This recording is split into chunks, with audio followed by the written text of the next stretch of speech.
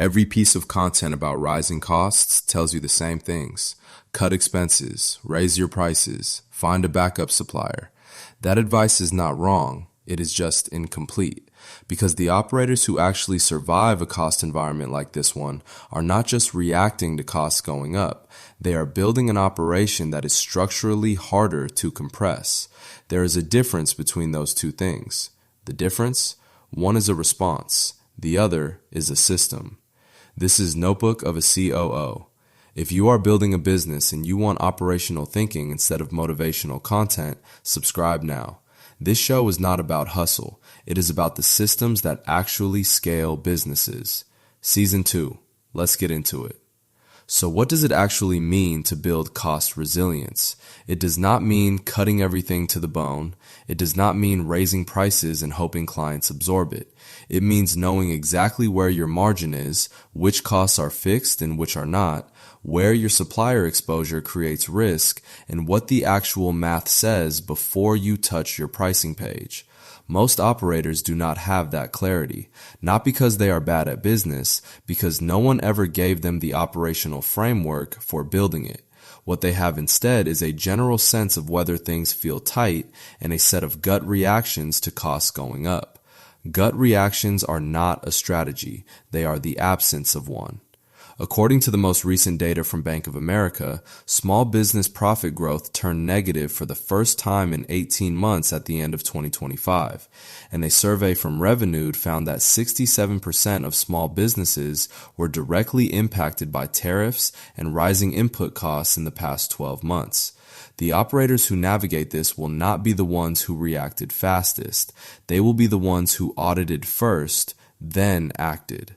Here is what reactive cost management looks like in practice. Costs go up 20% across several input lines. The operator raises prices 10% across the board because 20% feels too aggressive. 3 clients push back, 2 leave. The operator panics and rolls the prices back. Now they are absorbing the full cost increase with a smaller client base than they started with. That is not a pricing problem. That is not a client relationship problem. That is an information problem. The operator did not know which services were actually profitable at the old price point, let alone the new one.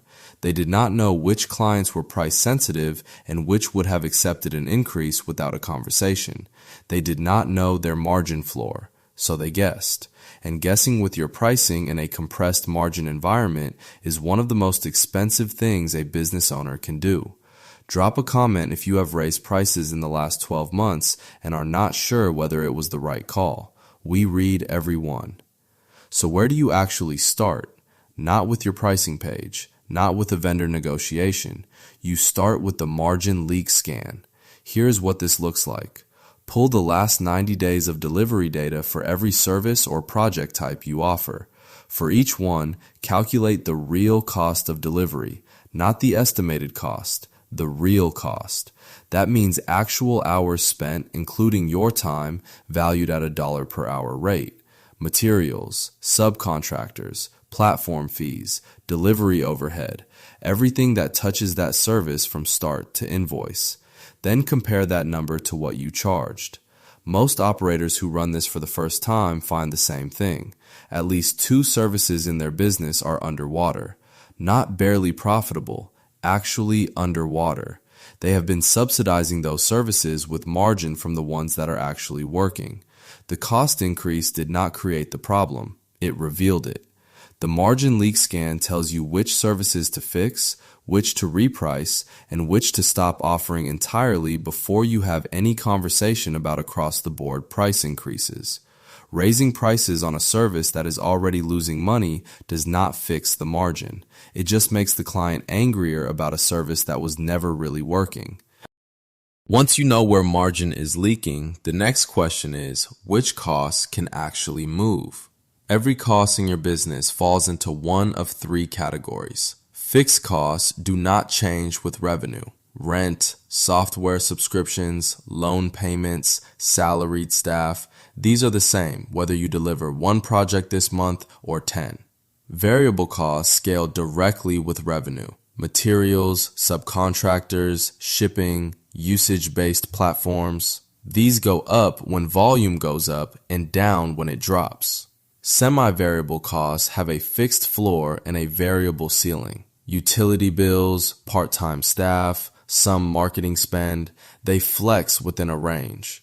Most operators in a cost squeeze attack the wrong category. They cut the variable costs that are already scaling with delivery and leave the fixed costs untouched, which means their break-even point does not actually change.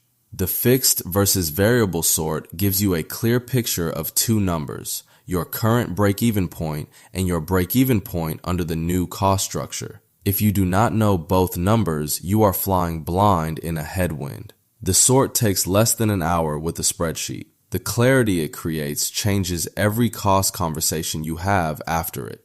Here is the part of the cost resilience conversation that almost no one talks about. How many of your cost increases trace back to a single vendor? Single source dependency is a structural risk, not a cash flow risk, not a pricing risk, a structural risk. Because when that vendor raises prices, you absorb it. You have no leverage, no alternative, no negotiating position. You just absorb it. The supplier dependency map is a simple exercise. For every critical input in your business, you identify the supplier, flag whether they are the only source, and note what a second relationship would cost to establish. You do not need to switch vendors. You do not need to find a backup for everything. You need to know where you are exposed. Because a second relationship, even one you never activate, gives you something to say in a vendor conversation that changes the outcome. Leverage is not about switching. It is about having the option.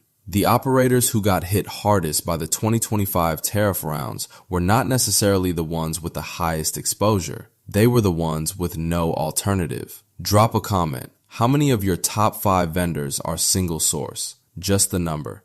Now you know where margin is leaking. You know which costs are fixed and which can flex. You know where your supplier exposure creates risk. Now the question is what to do about pricing. And the answer is not the same for every cost increase and not the same for every client segment.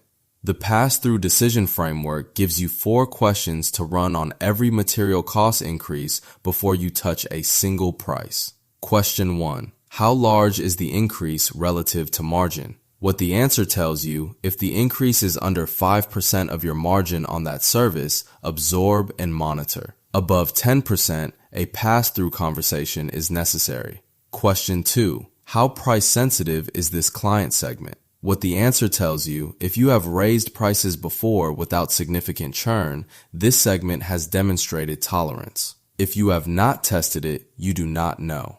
Question 3. What is your competitive position on this service? What the answer tells you, if you are the low-cost option, a price increase has different risk than if you are the premium provider. Know which one you are before you move. Question 4. What is your margin floor on this service? What the answer tells you, the floor is the price below which you are losing money. If you are at or near the floor, the pass-through is not optional. It is structural. Run these 4 questions before any pricing conversation. The answer will be different for different services, different for different client segments, and different for different cost lines. That is the point. Across-the-board price increases are a blunt instrument applied to a situation that requires precision. So here is the Cost Resilience Audit in full. 4 parts, in order. Part 1. The Margin Leak Scan. Pull 90 days of delivery data. Calculate real cost per service. Find what is underwater. Part 2. The Fixed versus Variable Sort. Categorize every cost. Calculate your break-even at the new cost structure. Part 3. The Supplier Dependency Map. Flag every single source input. Identify where a second relationship would create leverage even if you never use it. Part 4. The Pass-Through Decision Framework. Run the 4 questions on every material cost increase before touching your pricing page. If you want the audit template with all 4 parts already built, that is inside the Operator Hub. If you are ready to build the full financial operations layer, including pricing systems, capital strategy, and margin infrastructure, that is Pillar 01 and Pillar 02 of the Operator Academy. Links are in the description. The operators who come out of a compressed margin environment stronger are not the ones who cut the fastest or raise prices the highest. They're the ones who knew their numbers before the pressure forced them to guess. Here is your one move out of this episode. This week, run the margin leak scan on one service. Pick the service you deliver most often. Pull the last 3 projects or engagements of that type. Calculate the real cost of delivery, including your time. Compare it to what you charged. That number is more useful than any pricing strategy conversation you could have this week. If you already know that number and it surprised you, drop it in the comments. Not the dollar amount, just whether the margin was what you expected. If this episode gave you something useful, share it with one operator in your world who is feeling the cost squeeze right now. Subscribe if you have not. We are building here. Season 2 keeps going. Wherever you are, that is exactly where you are supposed to be. But that does not mean you have to stay there. Until next time.